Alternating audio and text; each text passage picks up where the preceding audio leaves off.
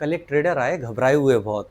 बोले सर 20 लाख से ऊपर का लॉस हो चुका है सर, बहुत परेशानी में हूँ सर, प्लीज़ मुझे सिखा दो, मैं अब सीखना चाहता हूँ। तो मैंने पूछा कि कितना टाइम हो गया आपको ट्रेडिंग करते हुए? तो बोले सर 4 साल हो चुके हैं। तो मैंने पूछा 4 साल से ट्रेडिंग कर रहे हो, काफ़ी कुछ आपको आता होगा?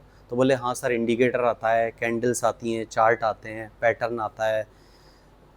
अब मैं हैरान था कि कोई इंसान 4 साल से ट्रेडिंग कर रहा है और 20 लाख से ऊपर डुबा चुका है, यानी उसने अच्छे लेवल पे ट्रेडिंग करी है, और फिर भी उसको कोर चीज़, मेन चीज़ नहीं पता कि ट्रेडर बनने के लिए क्या चाहिए। तो मैंने ये सोचा कि जब 4 साल पुराने ट्रेडर को ये बात नहीं पता कि ट्रेडिंग सीखनी है तो सबसे पहले क्या सीखना होगा, सबसे पहले कोर अंडरस्टैंडिंग या मार्केट की नॉलेज क्या होनी चाहिए, तो फिर नए लोगों को क्या पता होगा। तो ये वीडियो डेडिकेटेड है उन लोगों को, या तो वो पुराने हैं और अभी तक लॉस में है, या फिर वो लोग जो ट्रेडिंग शुरू करना चाहते हैं लेकिन उन्हें यही नहीं पता कि ट्रेडिंग की आखिर शुरुआत करें कहाँ से। हज़ारों लाखों वीडियोज़ हैं, आप सीखें क्या, कहाँ से पहले सीखना शुरू करें, फिर कहाँ जाएं। तो आप समझिए कि ट्रेडिंग की शुरुआत कहाँ से होती है। अगर आपको ट्रेडर बनना है, हम इन्वेस्टर की बात नहीं कर रहे, अगर आपको ट्रेडर बनना है तो आपको आनी चाहिए टेक्निकल एनालिसिस, ठीक है। और टेक्निकल एनालिसिस में सबसे इंपॉर्टेंट पार्ट है प्राइस एक्शन। यानी ये पूरा पाई चार्ट कंप्लीट हो जाएगा 100%, 60% वेटेज मैं देता हूँ प्राइस एक्शन को। यानी अगर आपको प्राइस एक्शन नहीं आता तो 60% तो आपका ज्ञान, आपकी नॉलेज अधूरी है, और आप बाकी के 40% से कैसे ट्रेडर बनोगे। तो आप, अगर आपको ट्रेडर बनना है और आप पहली बार सीखना चाह रहे हो या आप बहुत टाइम से लॉस कर रहे हो, तो आप प्लीज़ फोकस करो इस प्राइस एक्शन पर, जो कि 60% पार्ट है हमारी ट्रेडिंग का।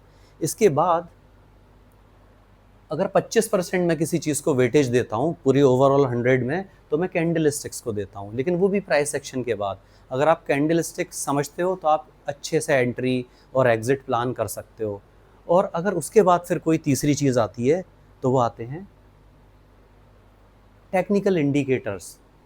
तो अब हैरानी की बात यह है कि कुछ लोग प्राइस एक्शन जो नहीं जानते वो कैंडल और इंडिकेटर पे काम कर रहे हैं। कुछ लोग तो खाली कैंडल के ही पीछे पड़ गए, कैंडल कौन सी है, क्या है, कैसे ट्रेड करें, कब ट्रेड करें। तो आप क्या कर लोगे इस 25% से, जब आपको ये 60% आपका पार्ट मिसिंग है और ये 15% मिसिंग है। और कुछ लोग तो ऐसे हैं जो सिर्फ सेटअप पे ही काम कर रहे हैं, इंडिकेटर्स की बेसिस पे। कोई मूविंग एवरेज कह रहा है 9-13 का क्रॉसओवर कह रहा है, कोई 11-21 का क्रॉसओवर कह रहा है। उस क्रॉसओवर से भी आप क्या कर लोगे, क्योंकि इसकी वेटेज तो सिर्फ 15% है ट्रेडिंग में, तो आप 15% से क्या कर लोगे, जबकि 85% आपको नॉलेज है ही नहीं।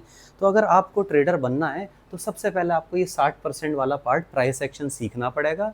उसके बाद फिर आप कैंडल स्टिक समझोगे। उसके बाद कुछ आप इंडिकेटर्स का भी यूज़ कर लो, इंडिकेटर्स भी ज़रूरी हैं। कुछ लोग कहते हैं इंडिकेटर से कुछ नहीं होता।